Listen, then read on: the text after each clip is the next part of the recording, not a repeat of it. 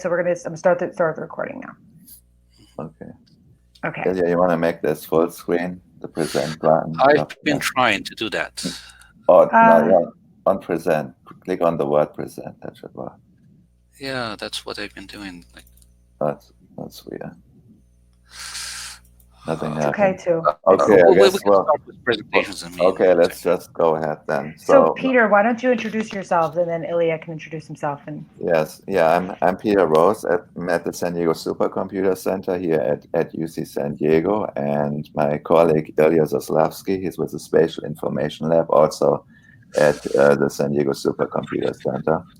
So today we're going to talk about our project called COVID-19 Net. And if we can see our slides again, maybe slide number 2. Lucky for us, we have a lot of people here who can help us with the technical difficulties. Okay. Yeah, so on this slide, you see all kinds of data here. So we see a cathedral in Milan on the left, and the bottom right, that's a cathedral in Sao Paulo. And one question is now, how is this all connected? And obviously that's connected through travel. And in the center, you see this is part of a sequence of the SARS-2 COVID virus here. We see a 3D protein structure of the SARS spike protein here, and yeah, okay. Drug treatments, personal protection equipment, and let's see, we have a problem with. Okay, all right. Oh, okay. So there's all kinds of diverse data out there for COVID-19. The question is, how can we bring this all together and make sense out of it, come up with new forecasts and models and so forth. So that's what our project is about. So maybe I'll go to the next slide. So actually, we're not working alone on this. There are several teams involved, and there are 3 teams involved. They're all part of called the National Science Foundation Open Knowledge Network. And we recently applied for a small grant by the NSF to work on COVID. And actually, this project won't actually start until May 15th of this month. So this is some pre-work that I'm presenting now that we're working on. So on the left-hand side in green, this is work done at UC Santa Barbara. And one thing they're looking into is infrastructure resilience, like transport chain disruption, supply chain disruption. They're looking at local regulation, like social distancing, as well as environmental factors. Then in blue, that's our team at UC San Diego. So we are looking into more details on the pathogen, the different viral strains, about pathogen-host interactions. But we're also planning to look at previous outbreaks and see what we can learn from that in SARS and MERS.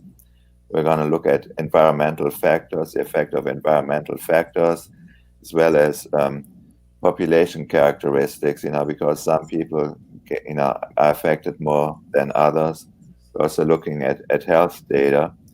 And then we also have collaborators at the University of California in San Francisco in Orange, and they're looking more on the biomedical side of the equation, like proteins and diseases and drugs. And the idea is we link this all together into an open knowledge network or knowledge graph that can be used for multiple purposes, such as creating forecasts, creating models, creating dashboards, and so on.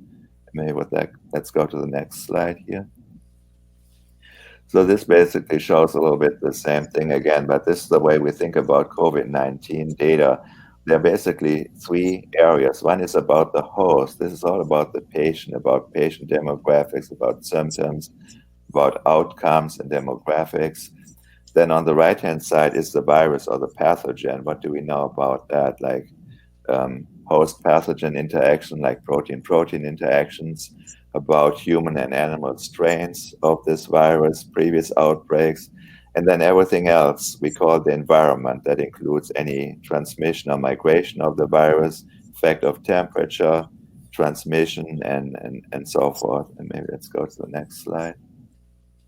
So as I said, we are just at the beginning to start working on this, and this is the current knowledge graph scheme that we have in place, and there's not much information there, but we will add more over time here. So the idea is that we map all the information we have onto a location in the world. So we created a knowledge graph that basically represents the entire world with its sub-region, like continents, subcontinents, countries. The admin 1 region, those are states in the US or provinces in China, for example. Admin 2 areas are, for example, counties in the US. All the cities, so we have in our network, we have all the cities up to at least 1,000 cities or more. So this is a huge graph that basically contains all location all around the world. And then the idea is we map data to that. For example, the cases that are being reported, for example, by Johns Hopkins University, and then we link this up with other information. And I will talk more about this later on. And we're going to first talk a little more about the geolocation and so forth, this, because Ilya is working on that and he has limited time. So he will go first to talk about processing of geolocations. Right. Thank you, Peter. And again, apologies. We typically give this type of talk in a different sequence, but I have a call in 20 minutes. So location is one of the key ways of how we can connect different data together, and it's not without problems. Because when we look at data sets from Johns Hopkins, from NextTrain, from other sources, we see that locations are referenced differently, and they can be referenced by coordinates or by place names, by verbal descriptions sometimes, and we need to disambiguate those and ingest them into knowledge graph in a way that would allow reasoning. Not to mention that quality of assignments varies greatly. We had an experience of trying to, since we're trying to bring biomedical data into the graph, we are trying to find place names and georeference them from in biomedical literature in a system called DataMed that Peter is going to talk about later. And it's been a mixed kind of experience, because certainly location names are not mentioned as consistently in biomedical dataset metadata and papers than when you compare it to geoscience type literature. So we have a so-called spatial enhancer that parses text and then looks up geonames and assigns location identifiers and spatial extents to every place names that it found. And we were trying to construct a series of notebooks that will use these services to process data sets that we have. And there are still lots of issues that I'm going to show you. Some of these issues we're trying to tackle in a class that actually Peter and I are teaching this quarter. The idea of this class came up about a day before the start of the quarter, but it was quickly approved, and in large part because in order to build a knowledge graph, we need a lot of free labor, and so we engage a bunch of undergraduate students to work on dashboards, to work on adding location data to subgraph, to the knowledge graph, protein data, and also exposing what we have in schema.org markup, because that, if we do that, that would allow us to have disambiguation, at least when we parse out web pages. First. So one of the things that Peter also mentioned is that we are trying to develop some dashboards, and students work on that, and we've been working on that as part of, as a start of this project. One idea is that this is a place where you start your querying of the knowledge graph. Let's say you do some exploratory analysis of cities, so zip codes or census tracts or other administrative areas, and make a query from these dashboards into a knowledge graph. Knowledge graph then figures out, given a large collection of registered data sets on biomedical and geoscience side, which data sets would need to be converted into feature services, and or presented into as CSV files and add it to the dashboard so that we can do analysis. Very quickly, how this looks like. Let me see. Yeah, so this is one of dashboards that students are building, where you can click on any place in San Diego and get population at risk and get a number of counts of COVID use cases. So this is where we were also attaching queries to every point on the map, where you can plug in the parameters of the location into a query against the knowledge graph. Another example is yes, the application that we built earlier that allows you to animate counts of cases also against population at risk, and some examples of a homegrown system where you can, that also illustrates kind of the problems that we deal with. So for example, these are census tract level data on population at risk in San Diego, and you can look at, let's say, those people that have, or those areas that have high blood pressure, or percentage of people with reported high blood pressure, heart disease, diabetes, kidney disease, and then you end up with some census tracts that you can zoom in and get all the information about these tracts and look at where they are and look further into this population. The problem is that we have some, let's say, health indicators by census tracts, but a lot of other types of data are reported by zip codes, and these are not quite compatible because census tracts are census enumeration units. They are set up by Census Bureau and used for reporting population counts and other data. Zip codes is part of U.S. Postal Service system, where essentially you have postal zones, and they are developed for the convenience of routing mail. So here we have a lot of other statistics. For example, if we are trying to look at relating population at risk, such as people who tend to, let's search for some variables, who use public transport to work. And we can look again at those areas where we have high percentage of such people. Those who commute, who do not commute alone, or perhaps get public assistance.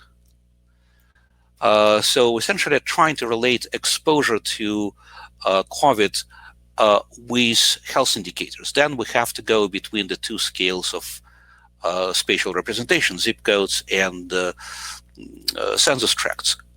This is not trivial in a knowledge graph environment, because there are actually translation tables that are published by Housing and Urban Development, that Department of Housing and Urban Development in the US, that allow you to reallocate your population numbers by from census tract to zip codes and the other way around. These tables change every quarter, and how we would do that in the within a knowledge graph would be unclear.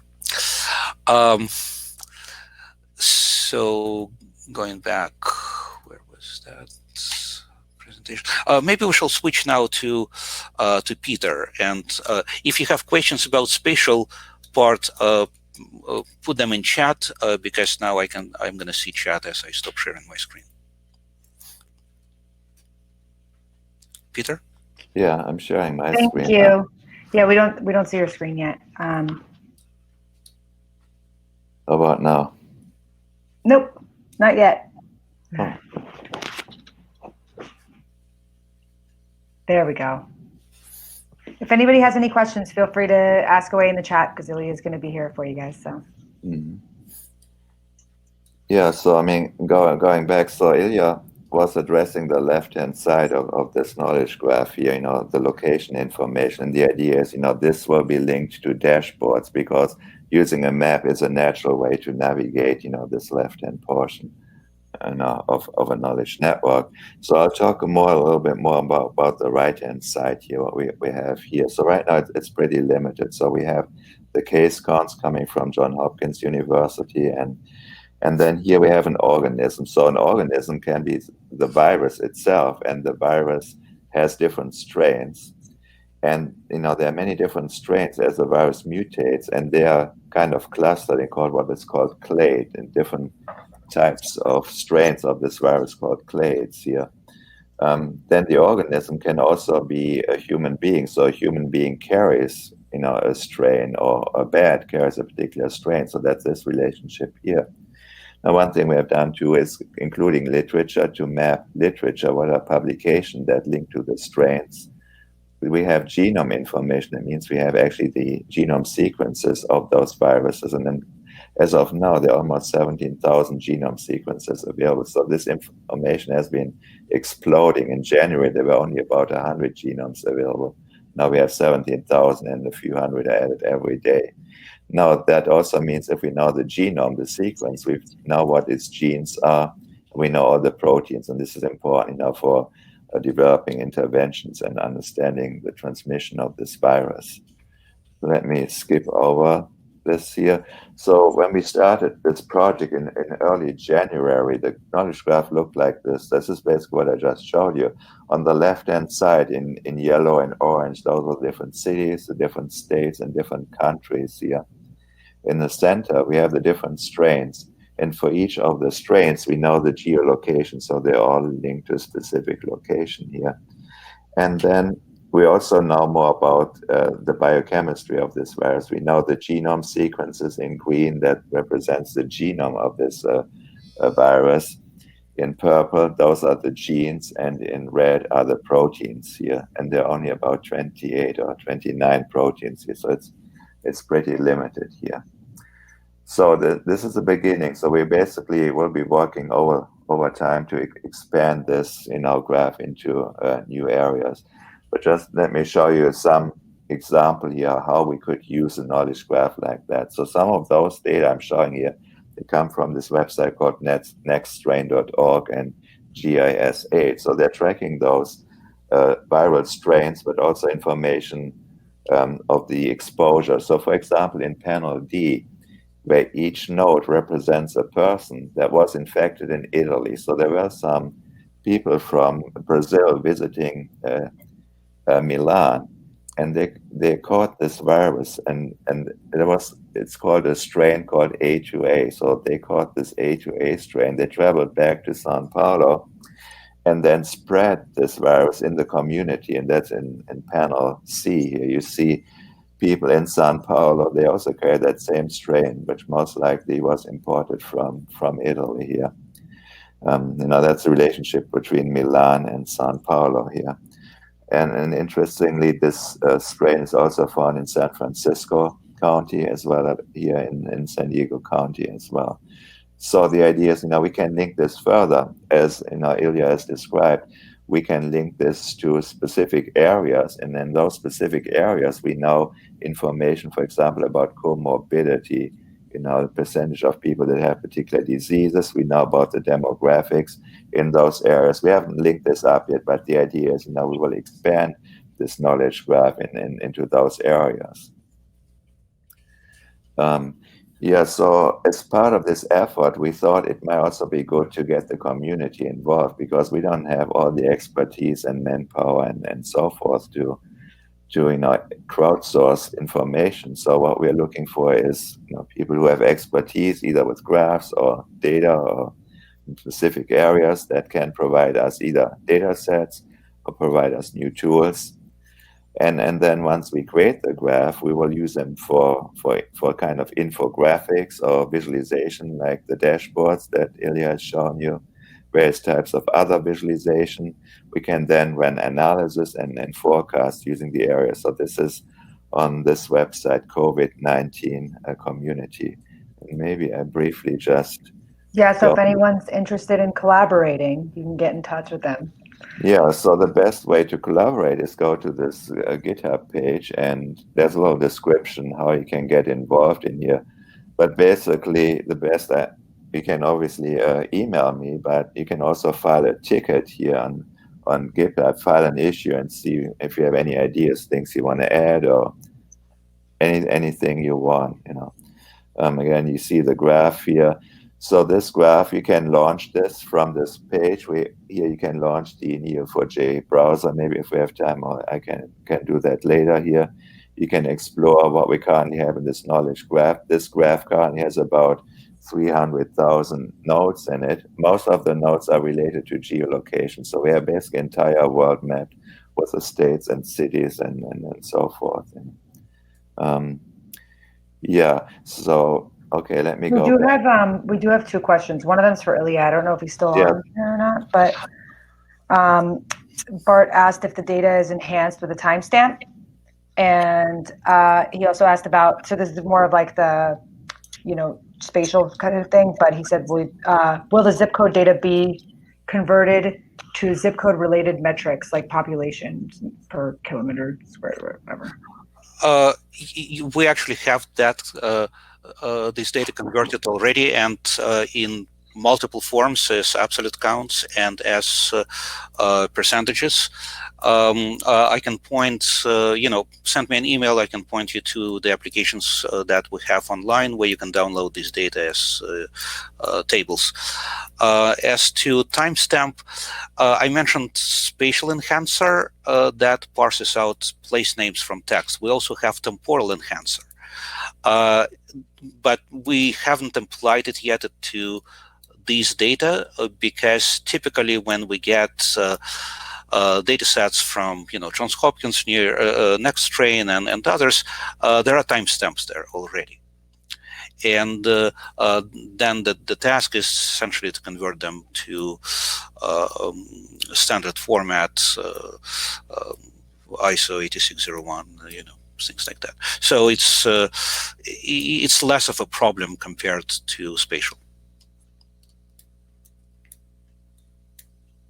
Okay, for some reason, I lost where our presentation is. Anyway, so if you kind of verbalize questions to me, it would be easier.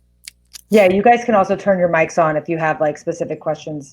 But I can do that early on my end too. Okay. So that's no problem. If anybody has any questions, I'll just, I can ask on their behalf.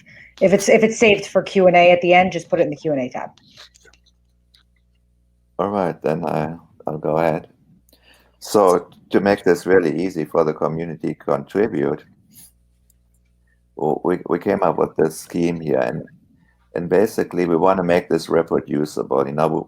We don't like the idea somebody send us a data file or there's a data file on Kaggle somewhere and that could be used. We have no idea how it was generated. We want to have this completely automated, and that's first means that the data are open access. They are publicly available. We don't deal with any private information and so on. And then secondly, we don't want any files that have been hand edited or manipulated. So what we are doing right now is we're using Jupyter notebooks because there are millions of Jupyter notebook users. Many people know how to use Jupyter notebooks, including high school students these days. So the idea, we're using the original data, we load them into Jupyter notebook, and any cleanup is done automatically in those notebooks. And then the result is saved as CSV files because that's kind of the lowest common denominator as far as representing the data. And the advantage of that is that not only we can use the data, any other type of database system can easily upload the data. So basically those CSV files represent both nodes and the relationship in those files. So the idea of community contribution is you don't contribute data, you contribute Jupyter notebooks.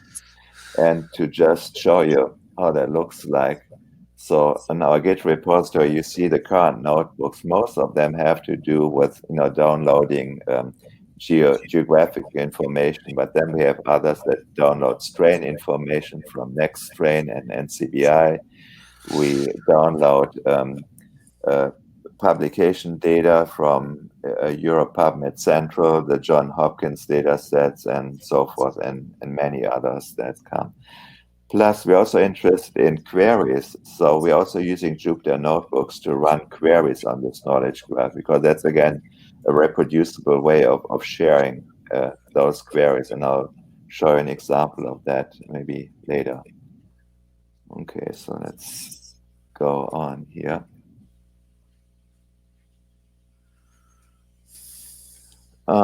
Yeah, so when we started that project just a few weeks ago, we have been running in lots of roadblocks to create those knowledge graphs, and that's why it always takes longer than you expect. First of all, we have problems that a lot of information is just free text. For example, the NCBI GenBank data, they have a field called location, but this is a mixture of countries, states, provinces, counties, cities, and so forth. So we need to figure out what is what, and that's not always possible. There are ambiguities. Is San Diego County or the city of San Diego? We talk about the county of Orange, that could be in Florida or in California. Dealing with Johns Hopkins data, if you looked at their data sets, it's not just simple geolocation, it's cruise ships, correctional facilities, and there are other special cases that cause problems that cannot be easily put on a map.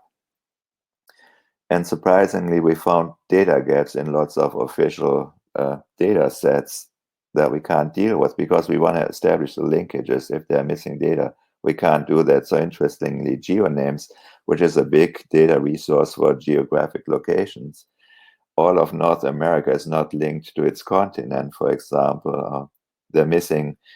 All GeoName records have a unique ID called the GeoName ID, and some of them are missing, which cause all kinds of problems. And similarly, we're using regions from the UN, and again, some countries are missing data. And that's a general problem we have. We have knowledge gaps in terms of linking up the data. There are missing pieces.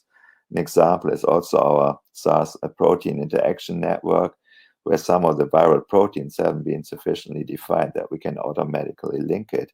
So it always involves some manual intervention, to get the data loaded and to fill those knowledge gaps. And currently we do that in Jupyter Notebooks, because that's easily readable. So you can follow how we took the original data, massaged them so it can be uploaded into a Neo4j. And similar problems we have is that some data are not freely accessible.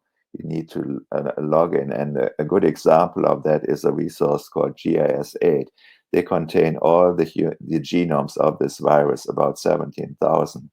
And unfortunately, you need to create an account, and you cannot redistribute the data. And actually, just yesterday, when I looked at their Git repository, I saw somebody putting in this issue here about the GIS8 policy, that they don't share the data. So this is really limiting what we can do, which is driven by unfortunate policies that those data resources have established. Another problem we have in many cases is you can only download data files manually. An example is on NextStrain. There's no download link, there's no URL, there's some JavaScript that will basically download the data. It can only be done manually. So those are some of the issues we are facing. We talk more about data not being really machine readable, such as PDF files, web pages. An example is, for example, Ilya and some of our students working on scraping data from the San Diego County site about COVID statistics.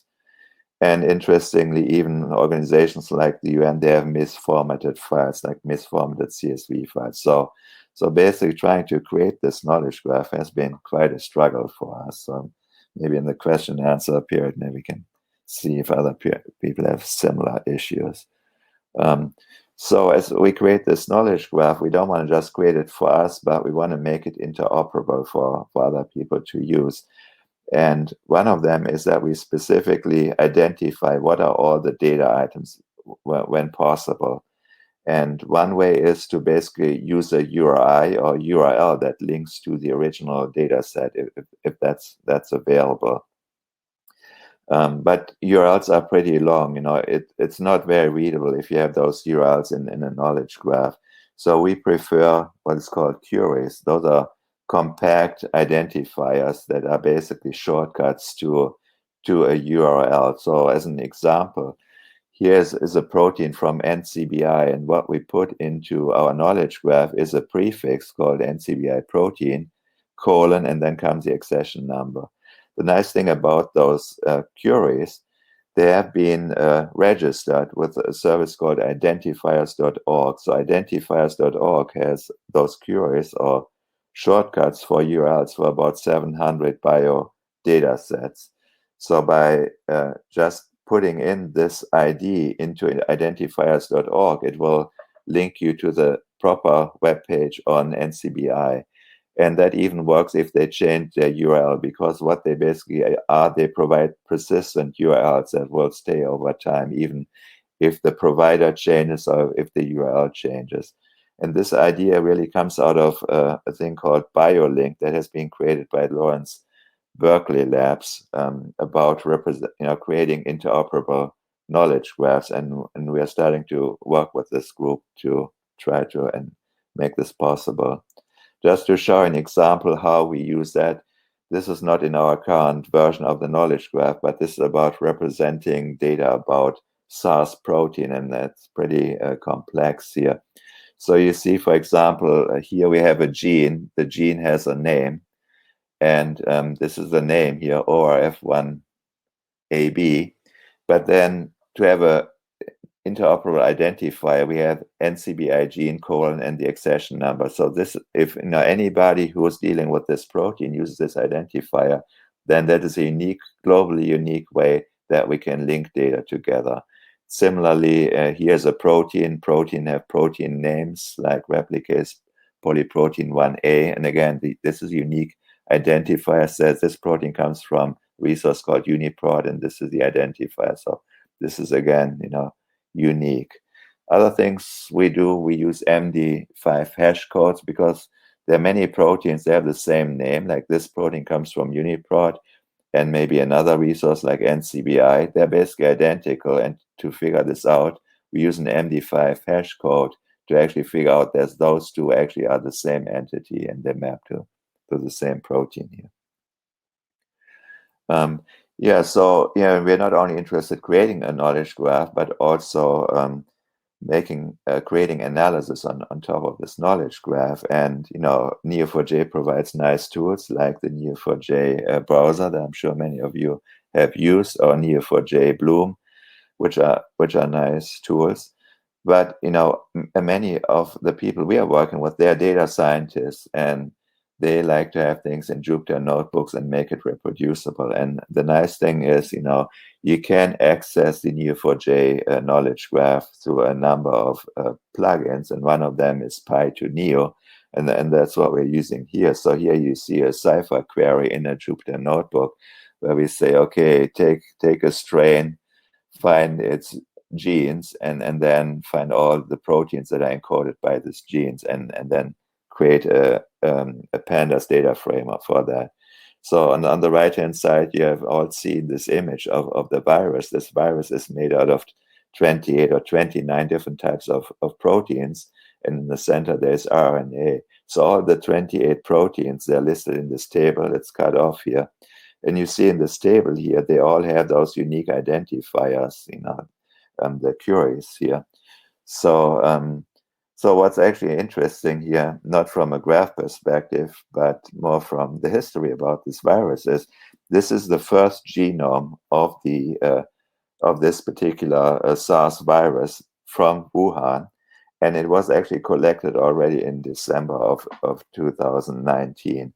So a lot of that information has been in the public already in December So that's kind of an interesting fact, since people were talking about timestamps and so forth.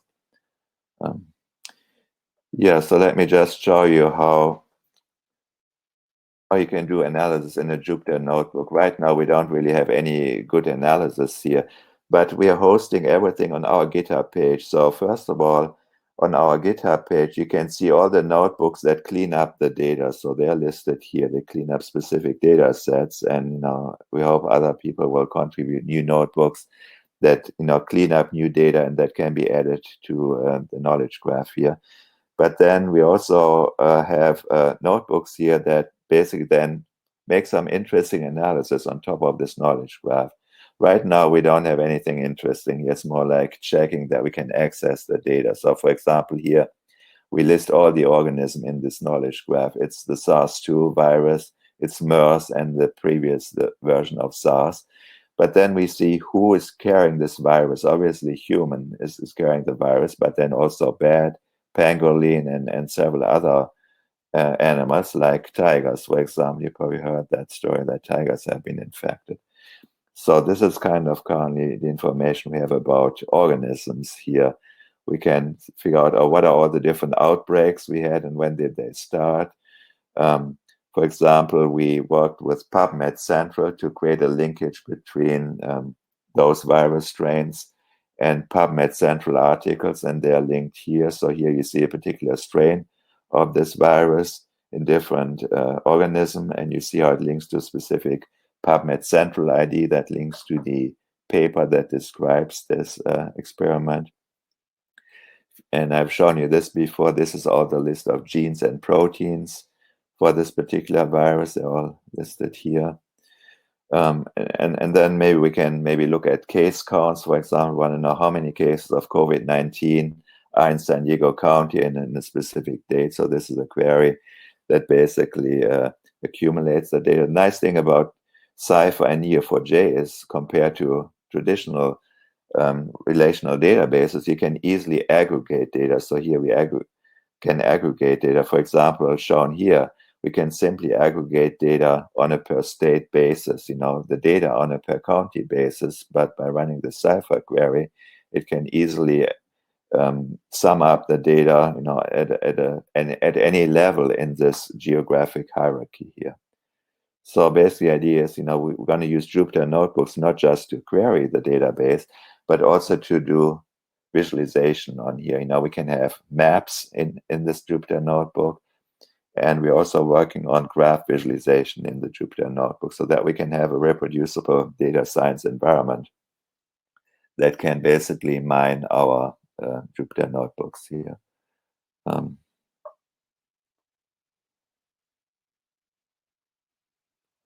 So we're also part of a larger project funded by the National Science Foundation. They want to build what's called an open knowledge network, which goes way beyond just COVID-19. It's supposed to span many different types of disciplines. And currently there are 21 teams, and we are one of the teams to work on that. And the name of this team is called Conquer, where we try to connect 3 types of data. So here at UC San Diego, we are working on, for example, the bio and health side. At UC San Diego, we have developed a database called DataMed, and DataMed is a discovery engine for biomedical data sets. Some of you may be aware of PubMed, which is kind of a search engine for biomedical publications. And DataMed is a search engine for biomedical data sets containing about 2.3 million biomedical data sets.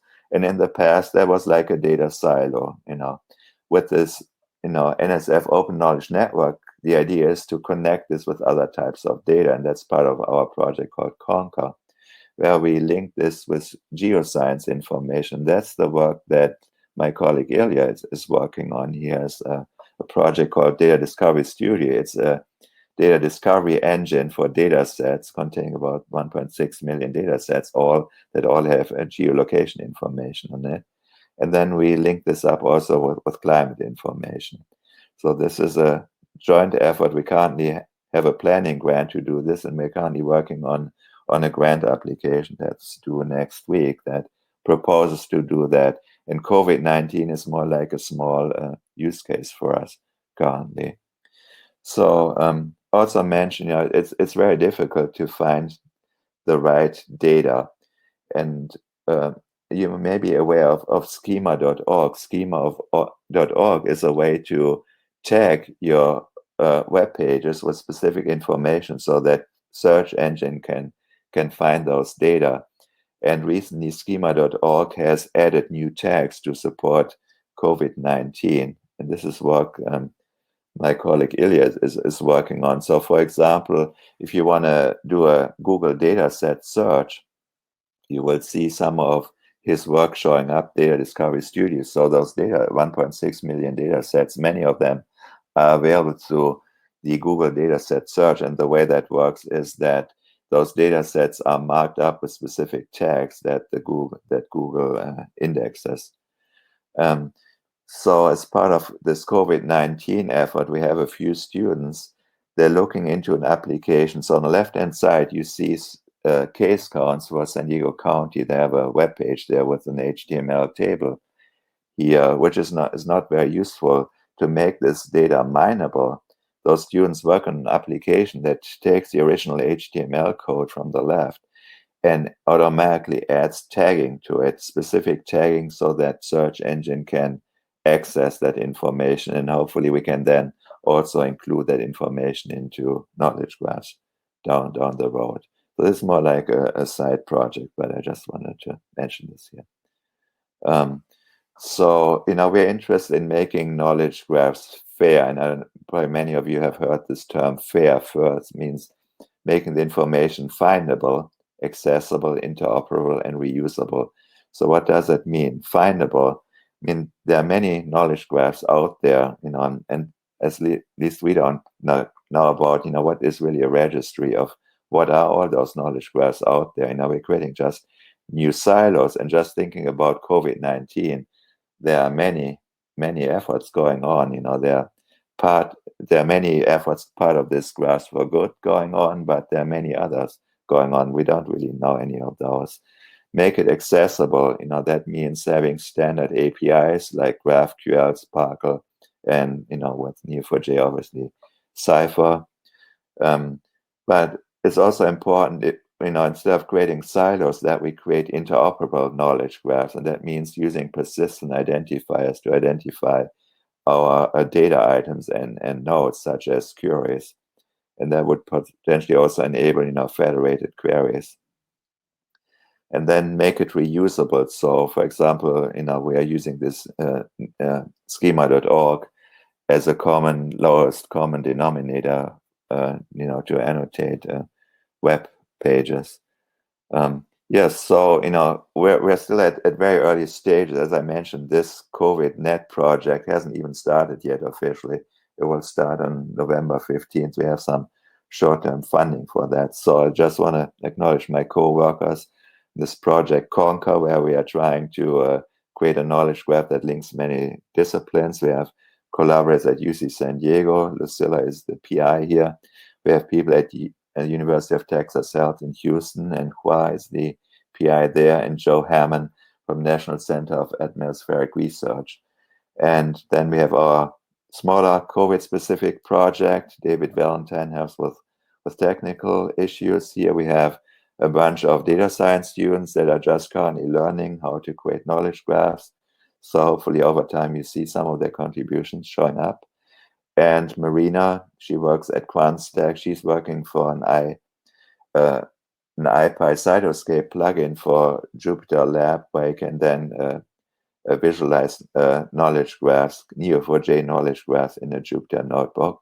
And obviously, most importantly, want to thank Neo4j for all their support for making this, for setting up this Graphs4Good, which is really, I think, a really great effort. And at least, this is very new for us, creating knowledge graphs. And I think we learned a lot from the various Graphs4Good presentations. And hopefully you learn a few things too from our presentation today. So again, thank you for listening in, and let me know if you have any questions.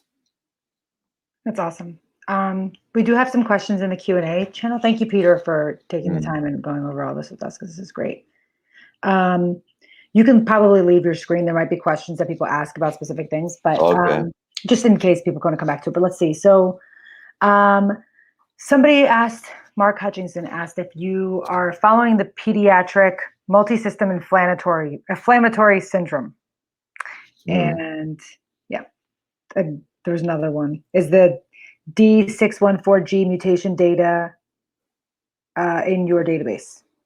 No, I mean, neither of those data sets. As I said, we're at the very beginning here. We're basically currently just creating the infrastructure. We started mapping all the geographic regions, and we mapped data that comes basic. So the only data we have, you can see this in this table right now here. It comes data from NCBI. We download all the strain data from NCBI, and Next Strain has become a problem. They had some of their data on GitHub, and actually they just removed that the other day. So again, that comes back to this manual download. We download data about publication data from Europe PubMed Central and the John J. Hopkins data. So the idea is, we will add future notebooks here that basically download the data, create CSV files, which are then being uploaded into the database. So right now there isn't much there. It's more like this project, more like a shell at this point. Okay. Max Wardes asked if he said, "Who came up with the FAIR framework? I'd like to know who I should credit when I use it." Yeah, I'm not sure. Their publication, if you just search FAIR, there's some publication that originally came up with FAIR. I don't have that available offhand, but I'm sure you can Google it, Just a heads up for the attendees. If any of you guys have questions, you can actually turn on your microphone and you could just ask Peter and Ilya. I think Ilya is gone now, but yeah, Ilya is gone, right? Sorry, you were saying something, Peter. Yeah, I mean, this entire FAIR came basically out of the NIH, because the idea is we want to share biomedical data openly, and as you know, the US is basically sharing all the publication open access, in PubMed, for example, to make all biomedical data available worldwide without restrictions. That's awesome. Does anybody have any other questions too? And you guys can remember, this is an open community collaboration project, so if you guys want to get involved, you definitely can. It's very cool. So somebody asked about links for the COVID genomic and biomedical data. Mike. Okay. He said, can we have some links on where we could find the COVID-19 genomic and biomedical data? Okay. Yeah, I mean, as I said, currently we're downloading data from those resources. If you go to those Jupyter notebooks, you can see exactly what data files are being downloaded, where, and so forth. So here you have the full text. You see the URLs and details where that information comes from once that loads. Here's some links. You can see where it comes from. Here you can see URLs where things are being downloaded and so forth. So. Yeah, so the idea is we want to make it all transparent, that everything comes from original data source and it's being, processed in those Jupyter notebooks. They create CSV files. Once we have the CSV files, they're then uploaded using Cypher scripts. They're in this folder here. You see every notebook has an associated Cypher script that then uploads those data into a Neo4j database. Right now, we're not doing that, but the idea is we will run those Cypher scripts on a daily basis, maybe at midnight. Right now, we're not doing that. We haven't automated it yet. But so the idea is we will have up-to-date data every day as we run those scripts. And Mike also asked about demographic data. Yeah, again, we don't have that either yet at this point. As Ilya mentioned, he is collecting those data about comorbidities and so forth, at least for the US at, let's say, a zip code level and so forth. And the idea is to integrate that with this knowledge graph. So that you go to a map and you drill down in a specific area and then now figure out, okay, what's the population, what percentage is infected, what's the death rate in this area, what do we know about the population, what's the age distribution in this area, and so forth. So that's where we are going. We are, pretty much this project hasn't even started yet. This is just what we're showing you here. So some pre-work that we have done. This is amazing. Does anybody else have any other questions? Mike said thanks. You could. By the way, you can run any of those notebooks. So you don't need to even clone this Git repository. You can run them directly using this binder. If you're not familiar with it, it's slow, but it allows you to run basically binder in. It allows you to run those Jupyter notebooks in the cloud. You can run all of those yourself without installing anything. That's awesome. Cool. So if anybody else has any other questions, if it's going to take you a moment to write it, you could just put the little hands up icon. This guy. It's like a little, like right by the chat box next to the emojis. And then I guess we'll give it like a couple more seconds. And if nobody has any other questions, we could probably wrap it up. Thanks for doing this, Peter. This is really great. Yeah, it's very exciting stuff. You guys are like really progressing along with it. Yeah, if we didn't have all those data issues we're dealing with, that really slows us down. Yeah, I feel like it's kind of like the story of everything. Yeah. Okay, cool. So yeah, I think that's, we have some, Max said, great work. Yeah, and we're looking forward to any potential contributions. So if you're an expert in a particular area and want to see those data included, please email us or contact us through a GitHub issue here. This is cool that it's like a big community project. It's fun. All right, cool. Well, thank you very much, everyone, for joining us. Peter, thank you so much for you guys taking the time out to like review all this stuff with us. It's really cool. Yeah, thanks, Karen, and thanks for hosting this Graphs4Good effort. This is really great, I mean, it's people like you who are building these types of projects. I'm like, how could I not, All right. Well, thanks everyone for coming. So this session is going to be available. There's some people saying thank you, thank you, thank you. Very interesting presentation. This session will be available on BigMarker, the same link. I'll publish it right afterwards, but I'm also going to put it on the Neo4j YouTube page. So it'll be available there as well. Probably tomorrow, I'll probably put that up. So thank you guys all for coming. We'll see you guys soon. Bye. Bye, Peter. Thank you.